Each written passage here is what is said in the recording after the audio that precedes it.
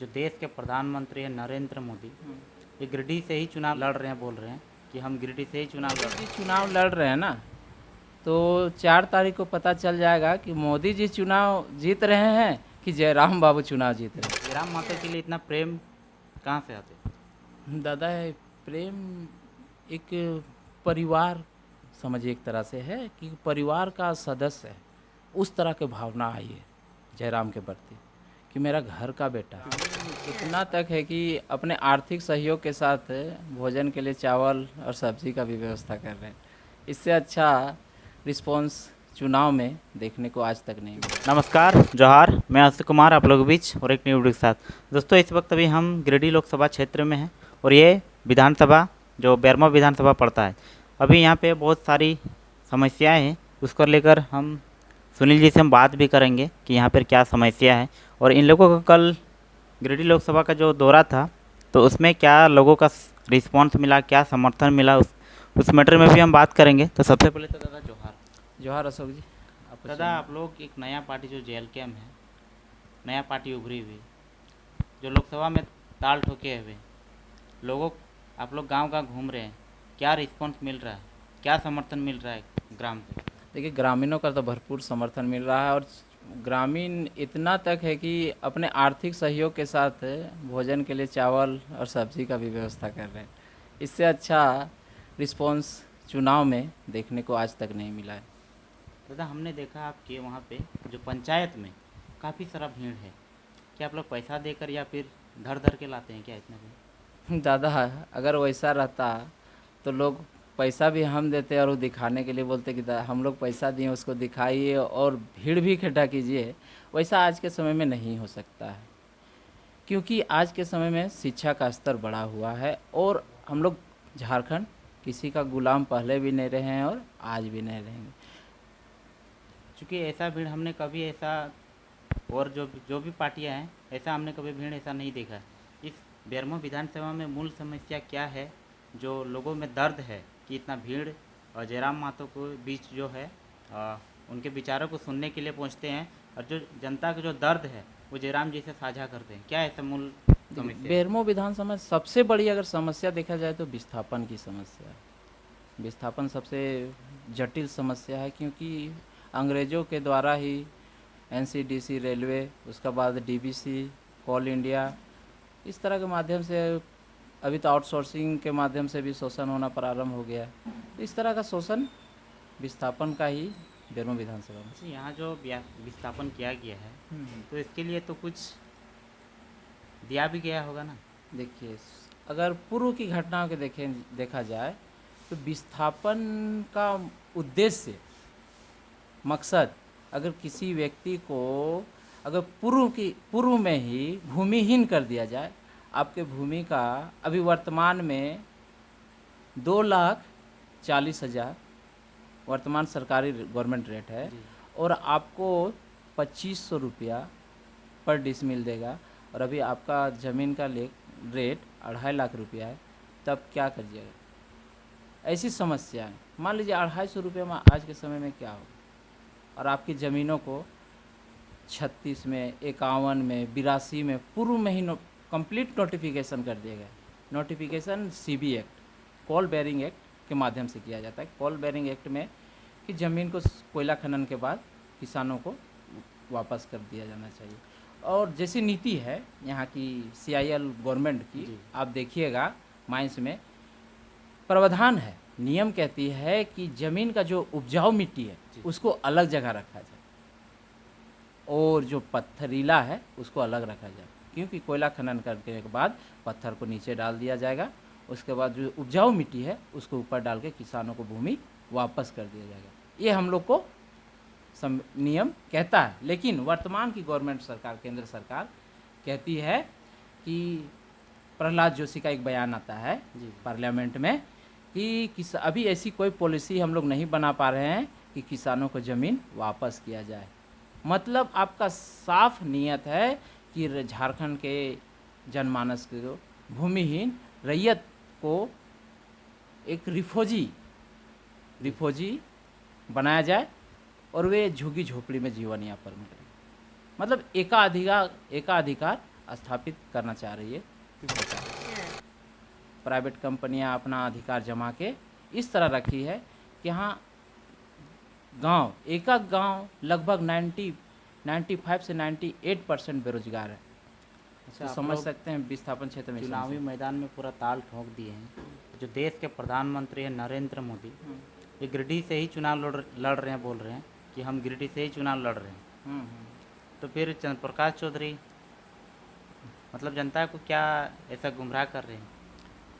दादा एक बात हम बता देते हैं, अगर मोदी जी चुनाव लड़ रहे हैं ना तो 4 तारीख को पता चल जाएगा कि मोदी जी चुनाव जीत रहे हैं कि जयराम बाबू चुनाव जीत रहे हैं। तो अगर मोदी जी चुनाव यहाँ से जीतते हैं तो प्रधानमंत्री बनेंगे, और जयराम माथुर अगर यहाँ से चुनाव जीतते हैं तो जयराम बाबू को प्रधानमंत्री बना दिया जाए, अगर मोदी जी बोल रहे हैं तो यही ना। तो हम लोग भी सोच रहे चलिए हम लोग डायरेक्ट मोदी को चैलेंज किए हैं जयराम जी के साथ। अच्छा, JLKM गिरिडीह में मजबूत है? पूर्ण आप कोई सा प्रचार के माध्यम से हम लोग अभी घूम रहे हैं सारे विधानसभा में, क्योंकि आपका ऐसा न्यू पार्टी है, ऐसा संगठन भी नहीं बना हुआ है, उतना एक्सपीरियंस भी नहीं है, कैसे लोगों को कन्विंस करेंगे? दादा एक बात बता देते हैं कि इतनी जो राष्ट्रीय पार्टियां हैं इतनी गड़बड़ा गई है कि उनको पता नहीं चल रहा है ज़मीन में चल रहे हैं कि आसमान में हम लोग उड़ रहे हैं। ऐसा हम लोग का नई पार्टी ने उन लोग को हिला दिया है। जो 2 साल की पूर्व की जो गरीबों की लड़ाई में केस मिला था जी, उस केस को ओपन कर दिया जाता है 2 दिन पहले, और पूरी आपका CRPF पूरा बटालियन पूरा झारखंड पुलिस पीछे, एक लग रहा है कि कोई आतंकवादी है पूरा आ गया है जयराम, उसको पूरा घेर ले रहा है। मतलब हम नई पार्टी है हम लोग की कि कौन सी पार्टी है कि हम लोग पूरा भारत में अपना सीट से उम्मीदवार दिए हैं, ये समझ से परे है। अच्छा, कल मैंने जिस प्रकार से एक वीडियो वायरल होते हुए देखा कि JVKS का जो समर्थक है ICU पार्टी जो भी अपने प्रचार के लिए गांव-गांव जा रही थी तो JVKS समर्थकों के द्वारा विरोध किया गया। ऐसा क्यों? उनको अधिकार है गांव-गांव जाना, अपना प्रचार करना, तो फिर विरोध करना यह उचित? दादा एक बात बता देते हैं आपको हम एक प्रधान बना रहे हैं। प्रधान मतलब मैं चुनाव के माध्यम से अपना जो बहुमूल्य मत है आपको दे रहा हूँ, मैं आपको मालिक बना रहा हूँ अपना।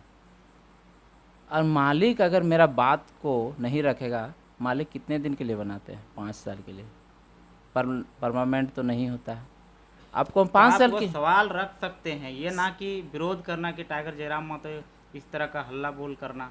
आप उनके पास वो अपने बातों को रखें कि आप मेरा बातों को क्यों नहीं रखें। दादा ठीक है, हम आपके बात को सहमत हैं। बात विरोध उस तरह का नहीं हो रहा है जिस तरह का विरोध आपके हम अधिकार की आप बात बताते हैं। आपको जनमानस की आपके पास नीति नहीं है, नियत नहीं है। नीति या नियत नहीं है तो फिर आपने चुनाव के लिए क्यों आए? आपके पास कोई व्यू होना चाहिए ना, विजन तो होना चाहिए कोई चीज़ कि मेरे लिए क्या करेंगे और क्या किए हैं।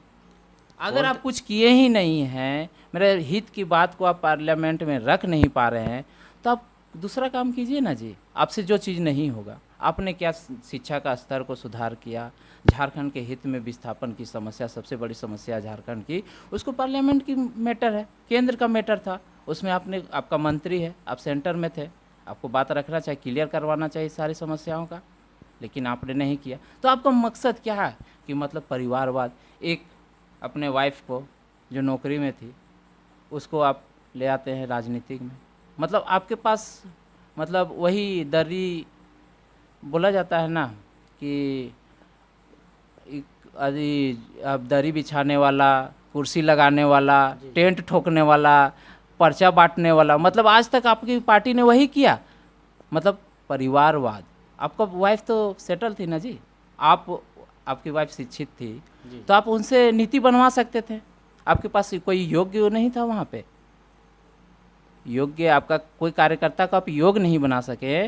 अब परिवार को ही लेके और यहाँ पे आप गिरिडीह का संसद भी रहे और पार्लियामेंट में एक बात नहीं रख सकते हैं, ये आपके लिए दुर्भाग्य की बात है। आपको जनता ने सपोर्ट किया झारखंड के कि झारखंड का बेटा पार्लियामेंट में जाएगा, झारखंड का हित का बात करेगा, लेकिन आपने वैसा नहीं किया। तो एक गुस्सा है, सबके दिलों में वो गुस्सा जाहिर हो रहा है। किसी को कोई जयराम जी कह रहे हैं कि हम बता रहे हैं, उकसा रहे हैं, उनकी भावना है, अंदर की भावना फूट रही है, वो दर्द निकल रहा है उसका। जब एक बेटी का विवाह का जब समय आता है, वो बेरोजगार रहता है, खेत बेचना पड़ता है, भूमिहीन होना पड़ रहा है, तो समझ सकते हो दर्द निकल रहा है उसका। घर में खाने को नहीं है, ही भूखल घासी बोकारो से भूख से मर गया बेचारा। बताइए, जिस राज्य में, जिस बोकारो जिला के हम बात कर रहे हैं, सेल है, कोल इंडिया है, डीबीसी है, और कितने छोटे छोटे हजारों उद्योग हैं, वहाँ का व्यक्ति भोजन से, अन्न से मर रहा है। समझ रहे हैं, भारत आज़ाद होने के बाद भी अन्न से मर रहा है व्यक्ति। और जिस राज्य में प्रकृति संपदा से लबा परिपूर्ण है, जहाँ अरबों रुपया का टर्नओवर होता है, गांव से, एक गांव से बता रहा हूँ मैं, एक गांव से, एक कोयला खान से प्रतिदिन 4 से 5 रेक निकलता है। 14,000 रुपया टन है, 62 टन रहता है एक ठो में, बोगी में, वैसे 52 बोगियाँ होती है,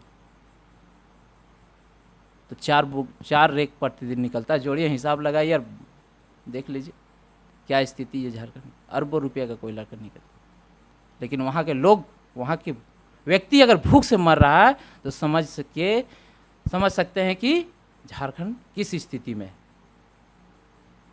मैंने और एक चीज़ आप लोगों का गौर किया जेबी केसेस का, कि इन जो पार्टियां है वो 6 बजे 7 बजे तक अपना चुनाव प्रचार करते हैं, लेकिन आपका जो भी केसेस जो टीम है, आपके जो अध्यक्ष हैं, वो रातों रात 1-2 बजे तक एकदम चुनाव प्रचार करते हैं। और वहाँ का जो गांव का जो लोग हैं वो एकदम डटे हुए रहते हैं, जगे हुए रहते हैं। इतना जयराम महतो के लिए इतना प्रेम कहाँ से आते? दादा, प्रेम एक परिवार समझिए, एक तरह से है कि परिवार का सदस्य है, उस तरह की भावना आई है जयराम के प्रति कि मेरा घर का बेटा है, और घर में बुलाया जा रहा है, न प्रचार के माध्यम से बुलाया जा रहा है। बोल रहा है, आदरे कुछ हो हमारे घर तो आप, मतलब अपना बेटा को अपना गांव बुला रहा है। वो प्रचार का नहीं है, वो रात्रि ऐसी अपना घर परिवार से मिल रहा है। प्रचार का कोई वहाँ पे जिक्र नहीं होता है। तो आप लोगों ने सुना जो यहाँ के बेरमो विधानसभा के जो मूल समस्या है वो दादा ने रखा, और लोगों ने काफ़ी उम्मीद रखा है जो नया पार्टी उभर के आई है जेल के हम। बाकी देखते हैं आप लोगों को वीडियो कैसा लगा, कमेंट बॉक्स में ज़रूर बताएं। धन्यवाद।